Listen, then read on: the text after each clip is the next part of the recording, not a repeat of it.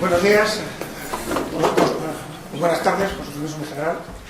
Es para mí un privilegio y un honor estar aquí. Quiero agradecer a la organización esta oportunidad de dirigirme a ustedes y en una hora profundamente española. Entonces me he traído un tema que sea un reto y les vengo a hablar un poco de ética en la lucha contra el terrorismo, de ética en la comunicación y la lucha contra el comunismo. Contra el terrorismo, mejor dicho. Se me ha ido la palabra. En fin, las palabras, como ha dicho el profesor, y enlazo con su discurso, y ya los he despertado por este error, esta vez. Las palabras son extremadamente importantes, pero hay palabras que circulan entre nosotros cuando realmente son conceptos vacíos y no significan nada. Una de ellas es ética, la otra es paz. ¿Qué es eso? La paz no es todo. La guerra es un enfrentamiento entre paces. Y la paz es un concepto vacío que hay que especificarlo. Lo mismo pasa con ética. También Fernando Savater, en una definición que nos dio en un curso sobre ciberseguridad, decía que ética es lo que no tienen los demás. Entonces es una aproximación al concepto, una aproximación polémica, discutible, como todos los temas y cuestiones de frontera. Y bueno, yo le vengo aquí a hablar un poco de ética y violencia, de terrorismo, de comunicación, de lucha, de paz y narrativas, en un ámbito en el que la comunicación es absolutamente fundamental. Decía Maquiavelo, son justas las guerras que son necesarias. Entonces ponía la justicia en los fines y ahí se acababa el problema. Pero ese no es el tema. Einstein decía que todos los fines son válidos y que lo único que nos sirve para la validez de los fines son los medios utilizados. El gran día que a medios impuros corresponde fines impuros, que son los medios lo que hacen a los fines y no a la inversa. Lo cierto es que la violencia es una actividad cultural y decimos que es la ética de la violencia o la ética de la gestión de la violencia está relacionada con la cultura, que las sociedades son factorías de moralidad, que cada sociedad tiene su cultura, cada sociedad tiene su violencia y su ética de la violencia, de manera que en la esfera de la fuerza y de la moral no son esferas independientes, sino que se encuentran mutuamente interrelacionadas. Lo que pasa es que la ética se instrumentaliza, se ha convertido en una especie de instrumento para tener razón, un campo de batalla, que sirve para fortalecer la voluntad y moral de combate y poco menos, y eso no es cierto. La ética tampoco es una actividad solamente limitante, sino que debe ser algo proactivo, que integre todos nuestros actos y nos diseñe y nos dirija hacia un fin. Y en este fin la democracia es absolutamente fundamental. La ética en democracia es una cultura que ocupa el espacio que va desde las leyes hasta los hechos, que hace que ese continuo, todo el mundo sabemos cómo debemos de obrar, aunque no haya leyes. ¿Por qué? Porque las leyes nos han marcado el camino y ya podemos ir nosotros solos. Claro, la mayor parte de la gente piensa que la guerra es una actividad que pertenece a Ares, al dios Marte, y eso no es cierto. Pertenece también a Atenea, diosa del lenguaje, el diálogo y también de la guerra justa. Y no es extraño que sea de la guerra justa, porque la justicia está ligada a la palabra, diálogos, a través de la palabra. La guerra no es solamente una violencia que se materializa a través de los ejércitos, es un enfrentamiento de poderes que va mucho más allá de eso. Y las palabras son absolutamente capitales, ¿no? En los días de la creación y con el consentimiento de los divinos, una de las primeras cosas de los actos del hombre fue poner nombre a las cosas. Nombrar es absolutamente trascendente. Por ello, el lenguaje es uno de los principales terrenos de enfrentamiento, y ahí los periodistas pues tienen mucho que decir.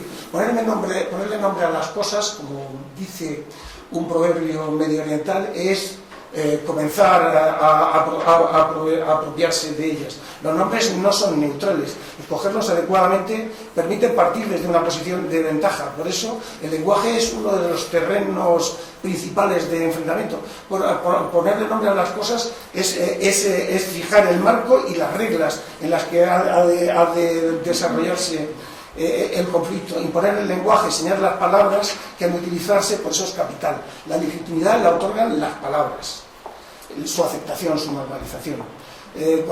Por eso, mira, fíjense ustedes, la palabra terrorista, que es otra palabra que corre peligro también. Terrorista puede ser un adjetivo, un sustantivo, una persona, una situación, un proceso, un hecho o una estructura. Y la cuestión no es en absoluto baladí. Un detenido puede ser un delincuente, un soldado, un terrorista, según el nombre que se da al conflicto, según aquel que la sociedad afecte. El tema de las palabras, como ya ha empezado, se ha comentado en esta mesa, pues resulta absolutamente trascendente.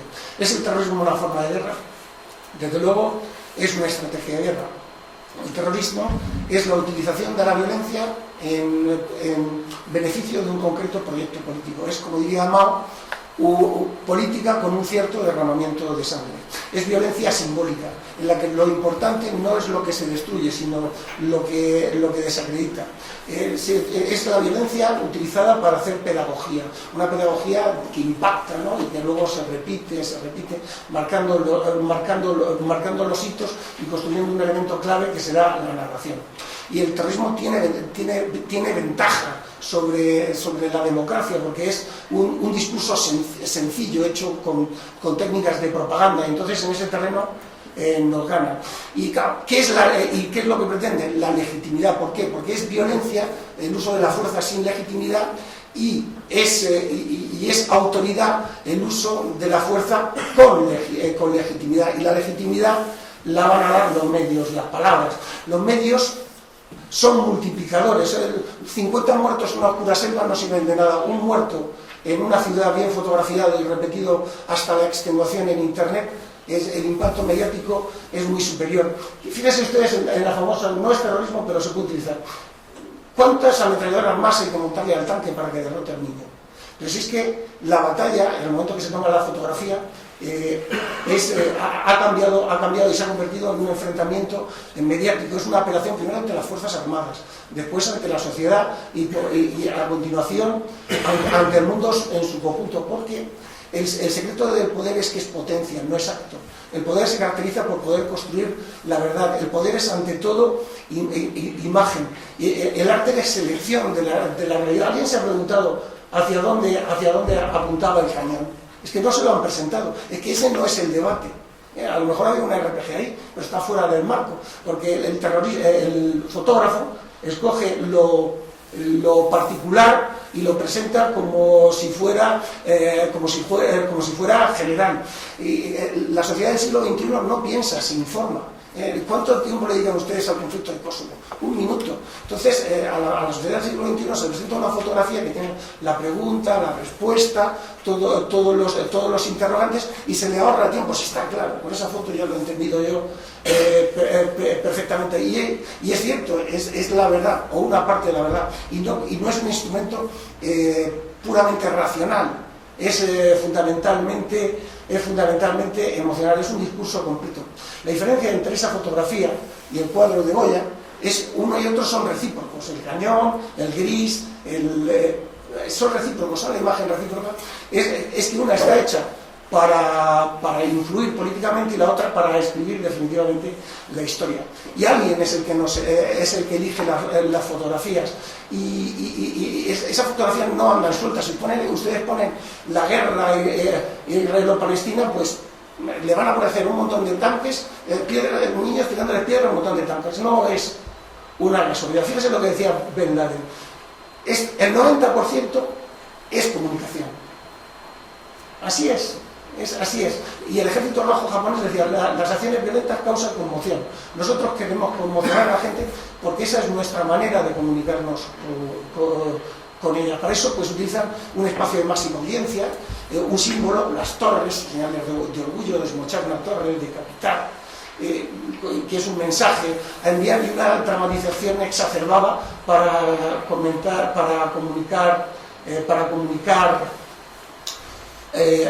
con la sociedad. Hitler decía, los partidos políticos pueden hacer concesiones, las ideologías jamás. Muy sencillo, una ideología, una narración es una selección, es una ideología, es una selección de hechos hecha desde una perspectiva emocional, pero que se plantea como si fuera racional. Las narrativas son absolutamente fundamentales en los conflictos del siglo XXI, porque las narrativas engarzan violencia, engarzan mensajes, engarzan las causas, lo engarzan todos.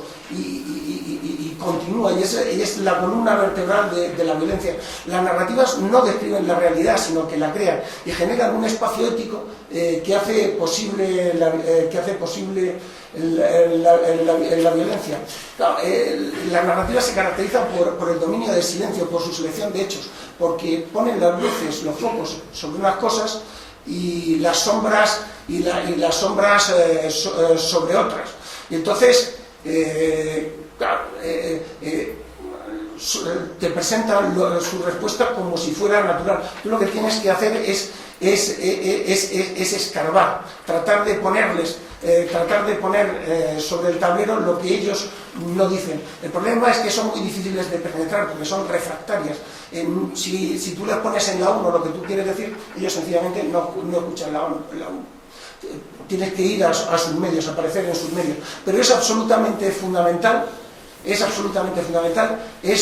capital plantearles tus debates, no aceptar solamente los suyos, porque con su bombardeo lo único es una forma de control sobre las poblaciones.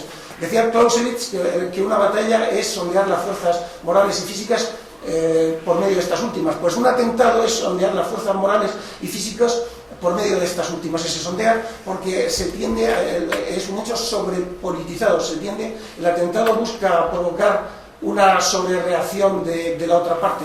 El terrorismo es un choque de éticas, y entonces tú necesitas incorporar tu ética a la estrategia. Tienes que obrar conforme a tu ética. La democracia parece que es mucho más débil que el terrorismo, porque parece que es ineficiente, porque hace un uso residual del poder, y no puede ser de otra manera. Porque la democracia en realidad es muchísimo más fuerte que el terrorismo, porque supone la voluntad concertadas de millones de personas, y eso es una fuerza absolutamente aplastante, y una fuerza cuya argamasa es la legitimidad. Y si tú sacrificas la legitimidad en ese brete, puedes perder mucho más que la batalla. No puedes tener posturas previas, tienes que actuar en cada caso por separado conforme a tus principios básicos, y hay que hacer visibles a las víctimas. Hubo un gran salto en la lucha contra el terrorismo en España cuando las víctimas se hicieron visibles al conjunto de la sociedad. Se suele decir que la violencia es inútil. Eso es mentira. La violencia es perfectamente útil, por eso está prohibida, porque si no lo utilizaríamos todos. Es utilísima, es un objeto de cálculo. Y los terroristas no son psicópatas, son gente que conviven con la violencia. Es decir, su sistema de valores, por no llamarlo ética, tiene un sistema que les permite convivir con ellas, y es ahí donde hay que atacarlos. Y no atacarles. Lo primero que tienes que tener para luchar contra el terrorismo es tu propio discurso. Y no es un discurso para colisionar con el del terrorista, sino que tiene que ser un discurso mejor que el suyo.